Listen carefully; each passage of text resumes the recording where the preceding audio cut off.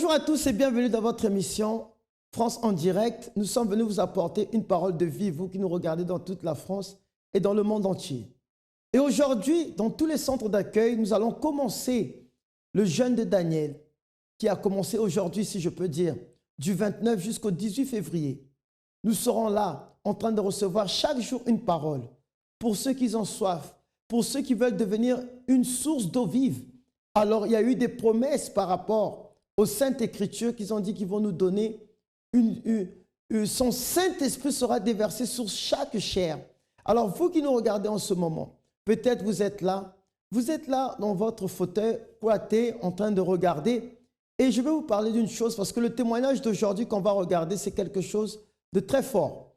Vous allez voir que la haine peut commencer à un très jeune âge, même depuis l'enfance. Parce qu'il y a certaines personnes qui vivent une certaine haine, une certaine colère, une certaine revanche, arrogance spirituelle à l'intérieur d'eux qui fait que ça a commencé depuis leur enfance. Donc, on va regarder le témoignage de Madame Gesta, une personne qui est arrivée au centre d'accueil dans cet état, que ça a commencé depuis son enfance. Depuis son enfance, il y avait son monde qui tournait et elle tournait avec son monde. Et imaginez le tournis que vous pouvez avoir quand vous tournez avec le monde. Alors, ça ne veut pas dire que ce n'est pas plaisant, mais elle a pu s'en sortir et elle va nous dire, elle va nous raconter ce qui s'est passé dans sa vie. Regardons son témoignage et on revient dans tout de suite. Alors, avant d'arriver au centre d'accueil, déjà dans mon enfance, j'avais 6 ans, j'ai voyé ma mère qui partait de la maison. Je ne sais pas si elle avait oublié, mais elle ne m'a pas dit au revoir. J'étais maîtrée à l'âge de 6 ans. Et à 11 ans, j'ai vu mon père. Et on était dans le champ, qui s'était évanoui en arrivant à la maison, qui m'a tenu la main.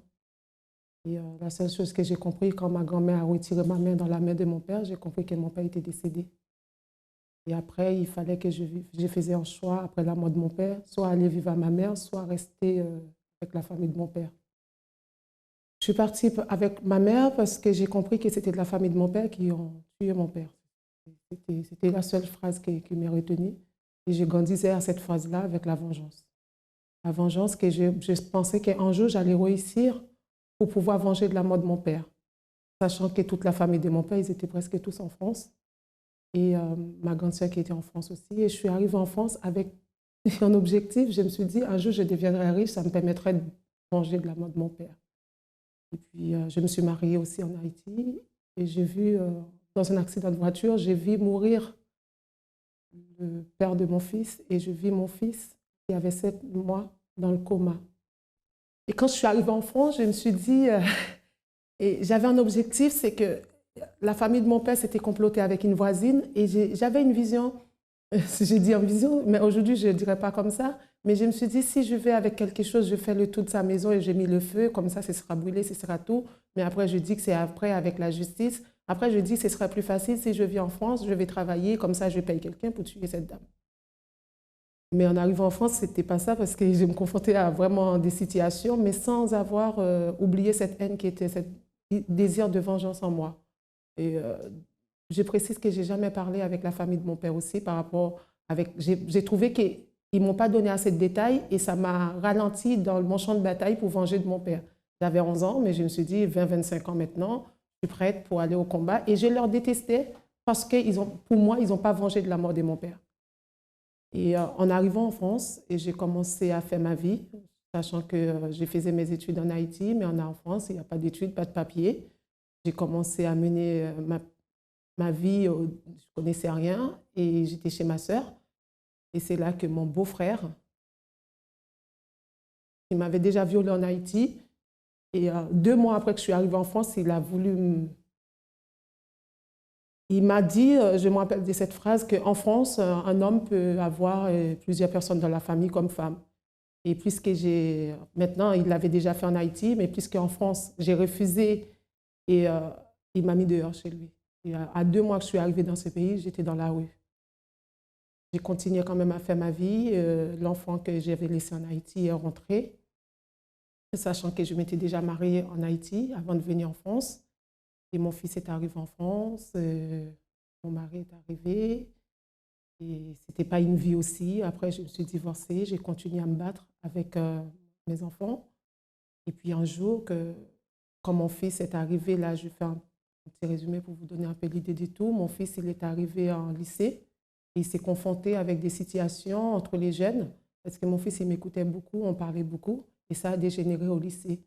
Et puis un jour, j'ai eu une information de l'école, Dieu merci, et j'ai demandé à mon fils, franchement, dis-moi toute la vérité. Il m'a dit, oui maman, je n'ai pas touché de la drogue, mais on m'a proposé. J'ai dit, mais il faut que tu t'éloignes d'eux. Il m'a dit, maman, je suis obligée de leur dire bonjour. Et du coup, j'ai dû retirer mon fils, envoyer jusqu'en Bretagne pour l'éloigner de ces gens-là. Après 1 an de Bretagne, il est revenu à Paris. Et puis un jour, je ne sais pas ce qui s'est passé, la pression a été très forte. C'était un peu rien. Et mon fils, il a sauté au 6e étage. Toutes les vitres étaient cassées. Et puis moi, j'ai eu le temps de saisir mon fils. Et je suis restée sur lui jusqu'à ce que les voisins ont venu, ils ont pris mon fils. Et c'est moi qui ai été blessée. Ma famille m'a ramenée à l'hôpital. Et c'était un jeudi. Et la personne qui m'a ramenée à l'hôpital, il savait que j'étais à l'église. Mais j'ai entendu pendant qu'il conduisait, c'est mon neveu qui est au centre d'accueil. Il a dit, je vais voir si mon fils existe. Tata, je t'invite à l'église demain. Et si Dieu existe, et excusez-moi, j'ai entendu qu'il a dit ça, je vais voir si mon Dieu existe. Et tata, je t'invite à l'église demain.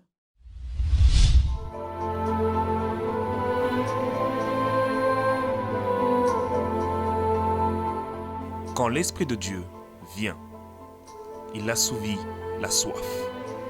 Il transforme la vie. C'est pour cela que le 29 janvier, le centre d'accueil débutera le jeûne de Daniel.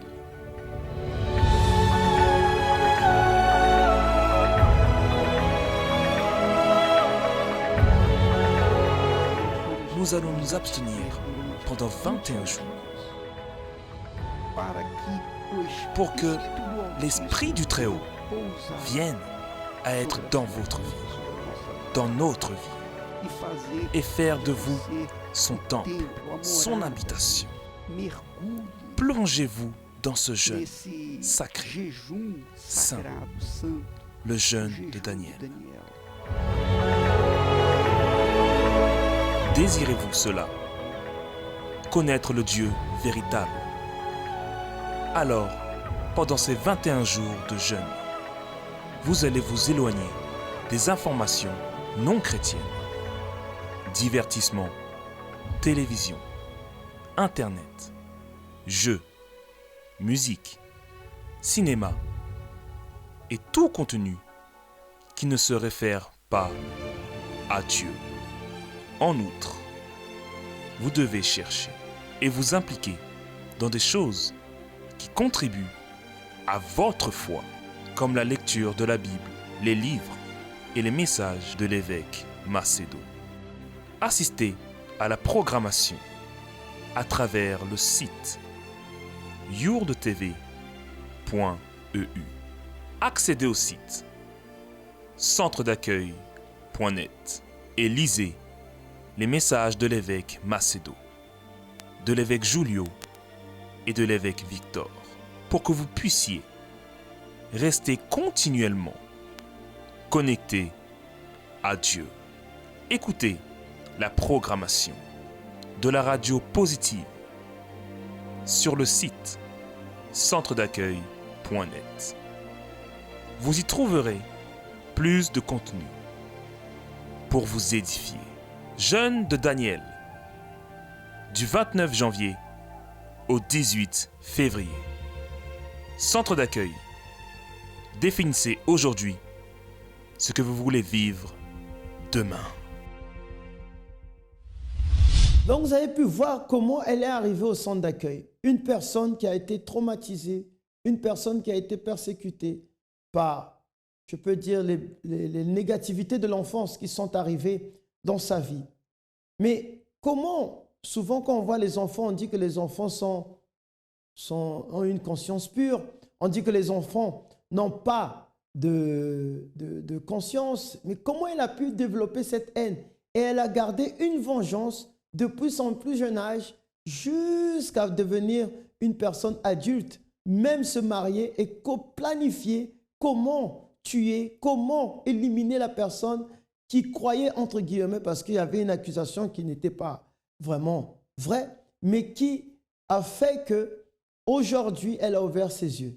Donc, on va découvrir dans quelques instants la suite de son témoignage parce qu'elle est arrivée au centre d'accueil et on va découvrir comment elle a fait. Mais pour vous dire cette parole, après quand on va revenir, on va vous donner la citation du jour 29, du premier jour du jeûne de Daniel et on revient à tout de suite. Alors, après la tentative de suicide de mon fils, mon neveu m'a invité, c'était un vendredi soir, je suis arrivée à centre d'accueil. Et quand je suis arrivée à centre d'accueil, c'était impressionnant. Et j'ai entendu parler de campagne d'Israël. Je pensais qu'on allait tous partir en Israël. Il fallait cotiser. Et je suis restée. Je voulais voir. Voilà. Et après, j'ai compris que ce n'était pas ça. Mais j'ai participé quand même aux campagnes d'Israël. Et après, je me suis absentée. Mais c'était vraiment, il fallait que je revienne. Et je suis revenue en centre d'accueil. Au départ, je ne comprenais pas tout. Mais au fur et à mesure, j'ai commencé à comprendre. Et je commence à faire ce qu'on dit, même si parfois je n'ai pas terminé parce que je ne comprenais pas tout vraiment. Quand on dit une chaîne de prières, je ne savais pas s'il fallait commencer et terminer. Pour moi, c'est une chaîne de prières. Et puis voilà. Mais au fur et à mesure, Dieu a permis que je comprenne. Déjà, quand j'ai demandé le discernement, je l'ai eu. J'arrive à mettre de l'ordre dans ma vie, j'arrive à comprendre. Et avant, quand on me disait la vie, pour moi, c'était la vie. Maintenant, non. À travers du sacrifice, à travers la persévérance, j'ai compris tous les domaines de la vie. Et j'ai compris qu'on ne peut pas se battre pour une chose dans la vie, pour la santé ou la famille. J'ai compris que c'est tout ensemble qui fait la vie. Et au-delà, il y a la vie spirituelle. Et ça ne sert à rien d'avoir tout de ce monde. On peut demander, on va en avoir. Mais la vie spirituelle, c'est un combat. Et c'est le plus important. Et en faisant des sacrifices, c'est à travers les sacrifices, j'arrive à comprendre qu'est-ce que ça veut dire la vie spirituelle. J'arrive à dire, tous les jours, je sais qu'il y a des choses à changer en moi. Et Dieu me permet toujours c'est pas toujours facile, mais il y a des jours que j'ai fait des choses, je me suis rendu compte, non, ce que tu as fait, c'était pas ça, c'est pas bon. Et maintenant, il y a une chose que je sais, je ne vais pas profiter pour dire, je peux faire des choses, je recommence. Mais quand il m'arrive que je fais quelque chose, tout de suite, ma conscience me dit non. Il faut que tu recommences, il faut que tu repars, il faut que tu demandes pardon. Ça, ce n'était pas comme ça. Et avant, j'avais des mauvais yeux, intentionnellement. Et je ne m'étais jamais rendu compte. Et aujourd'hui, je peux dire que je lutte pour ça. Je lutte pour arrêter de voir les choses négatives. Alors, elle est arrivée au centre d'accueil, elle a pu s'en sortir. Par le biais de son neveu, elle a pu connaître le centre d'accueil. Et quand elle est arrivée au centre d'accueil, elle ne comprenait pas, elle ne savait pas quoi faire. Et ça aussi, c'est un petit problème, si je peux dire, pour toutes les personnes qui viennent au centre d'accueil parce que c'est quelque chose de différent. Parce que le centre d'accueil vous enseigne comment utiliser la foi et attire une conscience dans votre intérieur. Pourquoi vous devez vous donner? Pourquoi recevoir le Saint-Esprit? C'est pour ça qu'on a les 21 jours. Pourquoi recevoir le Saint-Esprit? Parce qu'on attire cette conscience en vous pour que vous puissiez voir que c'est très important d'avoir le salut. Alors, on va regarder la suite de son témoignage. C'est sûr que sa vie a changé. C'est sûr que sa vie a été transformée. Et aujourd'hui, elle est devenue une personne différente. Je vous dis de rester encore un peu plus et on va vous donner le verset du jour du jeûne de Daniel. Alors, ma vie, je peux dire, elle est comblée. Elle est comblée parce que je peux dire que je suis guidée par la présence de Dieu. J'arrive vraiment à me laisser guider par la présence de Dieu. Ma vie familiale, elle est remplie d'amour. Tout va bien, je peux dire. Il y a la communication, il y a la compréhension. Je ne veux pas dire qu'il n'y a pas de soucis, mais on arrive toujours à mettre... On se communique pour trouver des solutions. Je ne me mets pas en colère contre mes enfants pour un rien. Ma fille me dit souvent, maman, tu as changé. Je ne tape plus mes enfants. Je l'ai dit parce que c'est vrai, je le faisais avant par la colère. Et maintenant, non, je parle. Et il y a aussi la réunion des mères qui prient le mercredi. Ça m'aide beaucoup. Vous savez, quand je sors dans la réunion des mères qui prient, j'utilise les mots que la femme du pasteur dit pour pouvoir parler avec mes enfants. Par exemple, chaque semaine, d'après le conseil qu'il nous a donné, elle nous donne, moi, je mets en pratique. Et ça me permet, même moi, parfois, je parle à mes enfants, je trouve que je parle autrement, mais dans ma tête, je dis, oui, mais c'est ça la femme du pasteur, c'est ça qu'on a appris cette semaine. Alors, je mets en pratique et l'amour qui règne entre mes enfants et moi, entre mes sœurs, entre ma famille que je ne voulais plus entendre parler avant. Et dimanche dernier, en fait, oui, c'était la première semaine du mois de janvier, oui, la semaine dernière. J'ai appelé mon oncle, le frère de mon père. Depuis 20 ans, je n'ai pas dit bonjour. Et pour dire que non seulement je ne lui ai pas dit bonjour, ma grand-mère est morte, je ne suis pas partie à l'enterrement. Et j'ai appelé pour leur demander pardon. Et je leur ai expliqué, aujourd'hui, je suis comblée d'amour, de paix avec ma famille. Eh bien, j'étais femme de ménage. Aujourd'hui, je suis chef d'entreprise. Alors, je peux dire que c'est la persévérance. C'est tout ce qu'on a appris. C'est à travers le campagne d'Israël. Parce que je sais que je n'ai pas demandé d'avoir cette entreprise en campagne d'Israël, mais Dieu il m'a montré qu'il peut me donner au-delà de mon espérance. J'ai fini de faire en campagne d'Israël, je n'avais pas un centime. J'avais un retard de loyer et découvert à la banque. Et là où j'ai eu mon diplôme, on m'a proposé un CDI, je ne l'ai pas pris. Et une autre entreprise qui m'a proposé un CDI, je ne l'ai pas pris. Je ne l'ai pas pris pourquoi? Parce que j'avais déterminé un salaire. Et j'ai donné, en fait, on avait un propos qui dit « Donnez la dîme de la salaire que vous souhaitez ». Je l'ai fait. Et je dis, si je l'ai fait, Dieu va l'accomplir. Alors, chaque fois, on me propose un salaire qui n'est pas à la hauteur de mon salaire, je dis non. Et puis, c'est vrai que je disais non, mais j'avais une ferme assurance en moi qu'il y a quelque chose, mais je ne savais pas que c'était ça. Et puis, le 1er septembre, je suis partie au Pôle emploi. Et puis, je me suis dit, je suis au Pôle emploi, je suis à découvert à la banque, je dirais, tu as des loyers, et qu'est-ce que je vais faire? Et je suis sortie de sacrifice, je sais que j'ai sacrifié. Je dis, et si j'achète une entreprise? Voilà comment l'idée d'acheter une entreprise, et ça m'est venu en septembre. Et aujourd'hui, on est en janvier. J'ai acheté une belle entreprise à Paris. Et je peux vous dire qu'en gros, il n'y a pas de différence. Il n'y a pas de comparaison. La comparaison, elle est énorme. Il y a le contraste entre ma vie avant et maintenant. Et pour moi, mon plus grand combat aujourd'hui, c'est préserver ma communion avec Dieu et garder ce qu'il m'a donné, parce que je sais que il ne faut pas croire, pour moi personnellement, quand on a une bénédiction, ce n'est pas fini. On a des combats. Et pour vaincre tout ce qui va venir après, il faut rester fidèle à Dieu, la persévérance. Et il faut y croire vraiment. Et quand on croit, ça marche. Le centre d'accueil, pour moi, c'est la vie, parce qu'avant, pour moi, je n'avais pas de vie. Je ne comprenais même pas ce que ça veut dire la vie. En arrivant à centre d'accueil, aujourd'hui, je peux dire la vie, ça existe. Et si vous voulez savoir comment ça existe, au centre d'accueil, vous allez avoir la réponse. Parce que le centre d'accueil peut changer une vie. Il a changé ma vie. Alors, pour tous ceux qui ont pu voir la vie de Madame Gesta transformée, changée, qui peut-être elle a été brisée et elle a été reconstruite. Alors, c'est ce qui s'est passé ici, au centre d'accueil.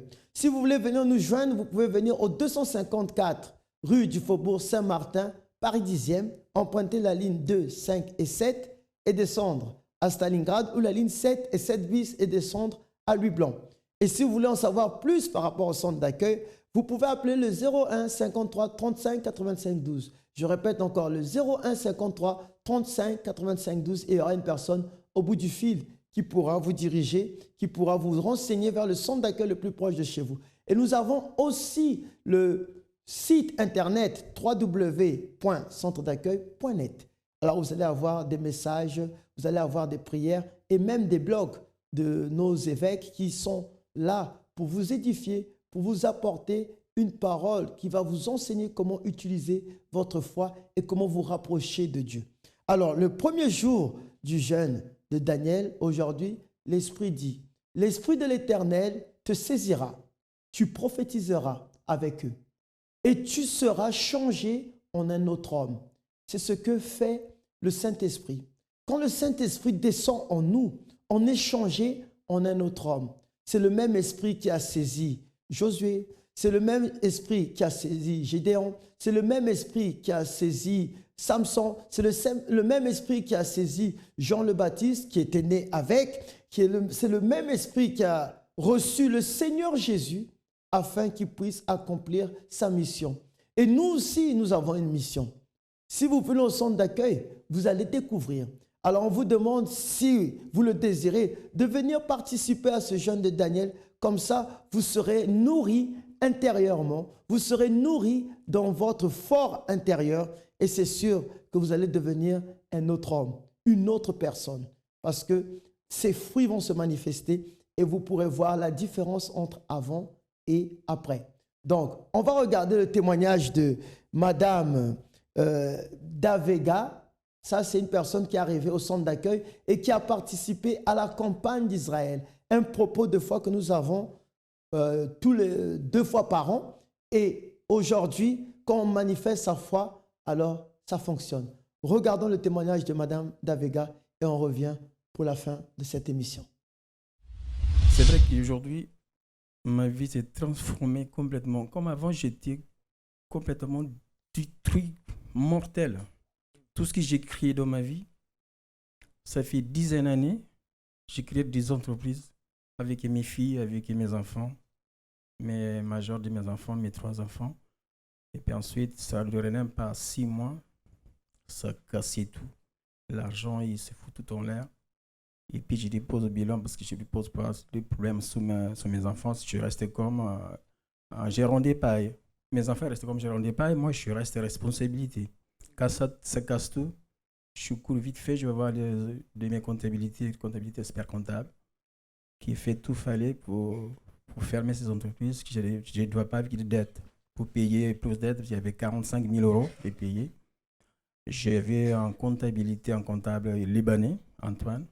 Elle a fait tout possible de cesser cette affaire. Bon, que mes enfants aujourd'hui, c'est arrêté libre. Depuis là, j'ai reprends mon entreprise. 6 mois, ça ne va pas aller. Ce truc, ça continue. En 2004, en septembre 2004, il y avait un charnement de sorcier qui m'a vu. J'ai fait 32 ans ici en France. Je travaille pendant 24 ans, mes dépendances. J'ai travaillé tout irrégulièrement. Tout ça marche à 100%, à fond. Donc, vous avez d'abord une entreprise qui a fait 6 mois. Il y a eu des dettes.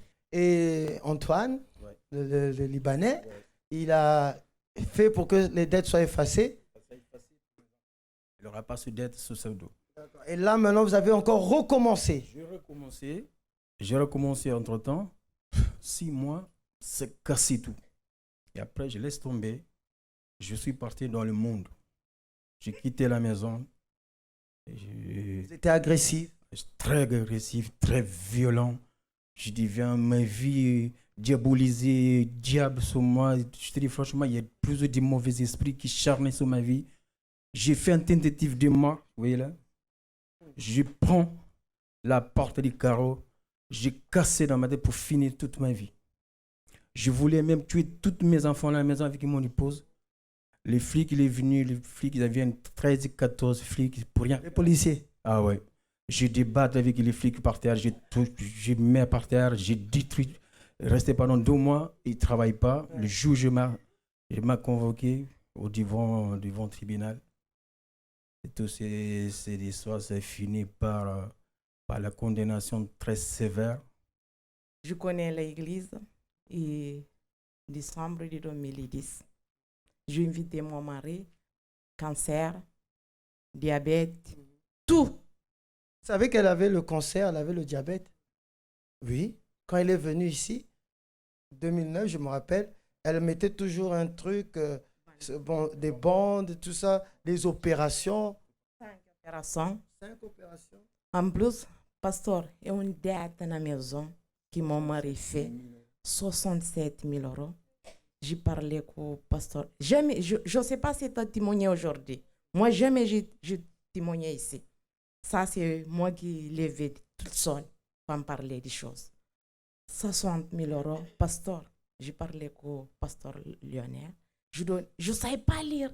Je prends de la dette que mon mari fait. Je cachais. Je montrais la dette de 10 impôts. De 10 impôts. Pasteur, 3 jours, je prends de l'enveloppe de campagne Israël. J'ai qui 20 €. J'ai mis 20 €. J'ai prié par le cancer, par la dette qui chez nous. Je passe à porter entrer dans la maison pour la violence. En semaine, la dette est faisait. Reste 7 500 €. Cancer. C'est fini. Dette. C'est fini. Diabète. C'est fini. Okay. Bagarre. Bagarre. C'est fini. Amen. Hein? Menace de mort. C'est fini. Aujourd'hui, j'ai touché 3 fois, 4 fois double que j'ai touché. Donc là, Dieu a restauré le caractère, la santé, le mariage, la famille, le caractère. Qu'est-ce que le centre d'accueil représente pour vous? Pour moi, c'est franchement, c'est la joie. C'est ma vie, franchement. Je dis à toutes mes frères, mes sœurs, il ne faut pas désespérer. Il faut battre dans la vie. Il faut combattre le spirituel, la prospérité. Je chante des prières aussi énormément. J'ai prié même ça 10 fois par jour. Même à mon travail, il y a beaucoup des ennemis, mais tout ce que j'ai prié à fond. Que Dieu vous bénisse. Alors de retour, en plus, c'était pas que Madame Davega, mais c'était Monsieur et Madame Davega qui avaient des dettes de 70 000 euros, des personnes qui étaient dans des difficultés. Et par le biais de leur foi, ils ont pu s'en sortir. Alors, pour vous qui avez des problèmes familiaux, aujourd'hui, jeudi, le centre d'accueil est ouvert à votre disposition. Nous avons 5 réunions par jour, du lundi au vendredi, là où ça peut vous intéresser. Alors, n'hésitez pas d'appeler le 01 53 35 85 12. Et là, je suis sûr et certain, il y aura une personne qui pourra vous diriger vers le centre d'accueil le plus proche de chez vous, ou bien vous diriger ici au siège, au 254 rue du Faubourg Saint-Martin, Paris 10e, où vous pouvez emprunter la ligne, je répète encore, 2, 5 et 7, descendre à Stalingrad, ou bien la ligne 7 et 7 bis, descendre à Louis-Blanc. 5 minutes de marche, vous y êtes. Nous avons des conseillers, des personnes qui vous aident, et je suis sûr, et j'ai cette assurance, dans ce jeûne de Daniel que nous avons commencé aujourd'hui, vous allez devenir une autre personne. Quant à moi, je vous dis à demain, toujours à la même heure, et que Dieu vous bénisse.